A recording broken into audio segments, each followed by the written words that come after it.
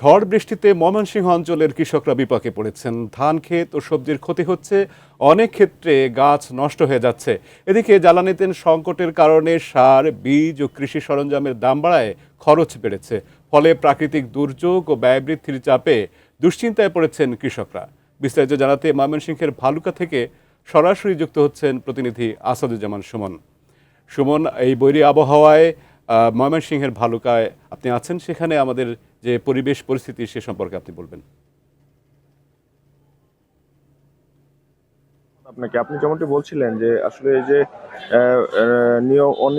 নিয়মিত যে ঝড় বৃষ্টি হচ্ছে সেটির কারণে কিন্তু যে এই শাকসবজি রয়েছে সেগুলোর বাজার কিন্তু কিছুটা ঊর্ধ্বমুখী। কারণ এই যে আকস্মিক ঝড়, এই ঝড়ের কারণে কিন্তু এই কৃষকের যে ক্ষেতের মাচা রয়েছে সেই মাচা কিন্তু ভেঙে যাচ্ছে এবং এতে কিন্তু কৃষক বেশ ক্ষতির মুখে পড়ছে।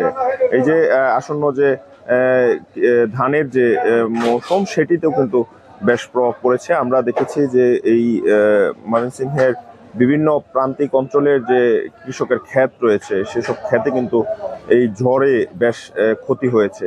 এবং এই যে জ্বালানি তেলের যে সংকট রয়েছে, জ্বালানি তেলের সংকটের কারণেও কিন্তু কৃষক ঠিকমতো চাষ করতে পারছে না এবং পরিবহন খরচও কিন্তু অনেক বেশি বেড়ে গেছে, যার ফলে কিন্তু এর প্রভাব বাজারে পড়েছে এবং সেটি কিন্তু ভোক্তা পর্যায়েও সেটির প্রভাব পড়ছে। আমরা দেখছি যে এই যে জ্বালানি তেলের প্রভাবের কারণে এই কৃষকের কাছ থেকে যে তেল সংগ্রহ করা, কৃষকের কাছ থেকে যে পণ্য সংগ্রহ করা, সেটি কিন্তু পরিবহনের ভাড়া প্রায় দ্বিগুণ হয়ে গিয়েছে, যার প্রভাব কিন্তু বাজারে পড়েছে এবং প্রত্যেকটা বাজার এর যে শাক সবজি, এই পেঁয়াজ, রসুন, আলু, টমেটো, গাজর, এগুলোর দাম কিন্তু আমরা দেখছি যে এই যে অল্প কিছুদিনের মধ্যেই 15 থেকে 20 টাকা করে বাড়ছে, যার ফলে কিন্তু আমরা দেখছি যে এর ফলে এই সাধারণ ভোক্তা যারা রয়েছে তাদের মনেও এক ধরনের ক্ষোভ তৈরি হয়েছে। সব মিলিয়ে এই সংশ্লিষ্ট দপ্তর এবং যারা কর্তৃপক্ষ রয়েছে তারা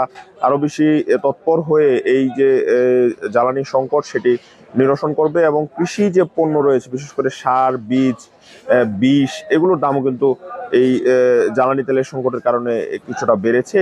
এগুলোর প্রভাবও কিন্তু কৃষকের মাঝে পড়ছে। সব মিলিয়ে এসব নিয়ন্ত্রণ হবে এবং নতুন যে সরকার রয়েছে সরকার এই এই যে মূল্যের ঊর্ধ্বগতি সেটি কিছু কমিয়ে আনবে, এমনটি কিন্তু সাধারণ মানুষ যারা রয়েছেন, কৃষক যারা রয়েছেন তারা কিন্তু প্রত্যাশা করছেন। মুখিত এই ছিল আমার কাছে ময়মনসিংহ থেকে এই ঝড় বৃষ্টি এবং জ্বালানি তেলের সংকটের কারণে পণ্যের ঊর্ধ্বগতির সবশেষ খবরাখবর। মুকিত।